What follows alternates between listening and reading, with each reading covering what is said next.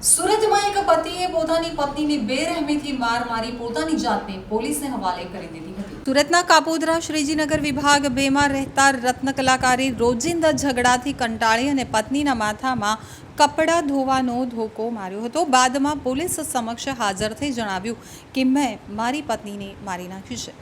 હત્યારા પતિ સાથે પોલીસે તેની સાથે ઘરે પહોંચી હતી ત્યારે તેણે પત્નીને બાથરૂમમાં નિર્વસ્ત્ર લોહી લુહાણ હાલતમાં પડેલી હતી। પોલીસે તરત જ તેને સારવાર માટે હોસ્પિટલ ખસેડતા તેનો જીવ બચ્યો હતો। રત્ન કલાકાર ભરત વલ્લભ મોરડિયાએ પહેલી પત્ની સાથે છૂટાછેડા બાદ 10 વર્ષ અગાઉ મોનિકા સાથે બીજા લગ્ન કર્યા હતા। મોનિકાના પણ તે બીજા લગ્ન હતા અને તે ભરતભાઈના પહેલા લગ્ન થતી અવતરેલા એક પુત્ર અને પુત્રીની સાથે રહેતા હતા।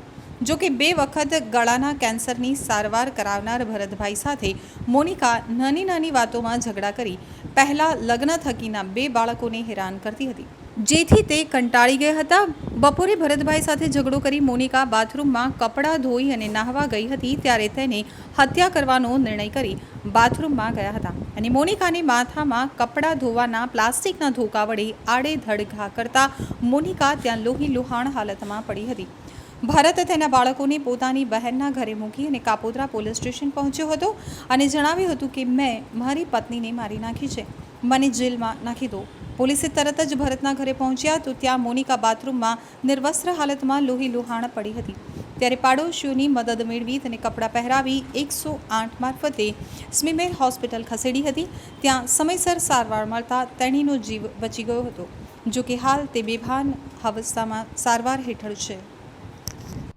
ગઈ તારીખ 10/9/2024ના રોજ કાપોદ્રા પોલીસ સ્ટેશન હદના શ્રીજીનગર વિભાગ 2 સોસાયટીમાં પતિએ પત્નીને કપડાં ધોવાના ધોકા વડે માથામાં ગંભીર ઇજાઓ પહોંચાડેલ હોય અને મરણતોલ ફટકા મારેલ હોય, જે અન્વયે આ કામના આરોપી ભરતભાઈ વલ્લભભાઈ મોરડિયા રહેવાસી શ્રીજીનગર વિભાગ 2 સાગર રોડ કાપોદ્રા સુરતનાઓ પોલીસ સ્ટેશન આવી પોતે જાહેરાત એવી કરેલ કે મારી પત્ની સાથે મારે અવારનવાર ઝઘડો થતો હોય અને એ મને માનસિક ત્રાસ આપતી હોય અને મારા બાળકોને પણ પરેશાન કરતી હોય।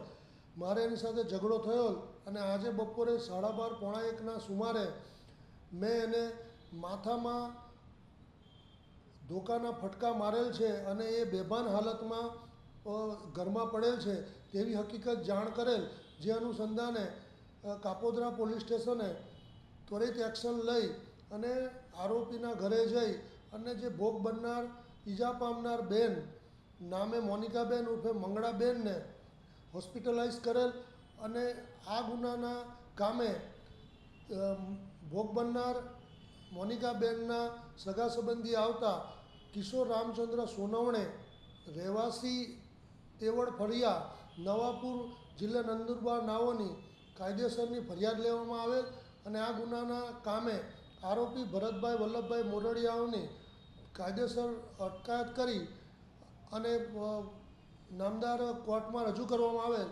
ઉપરોક્ત ગુનાની તપાસ point Shri MB અવસુરા Kapodra post નાઓ હાલ કરી રહેલ છે।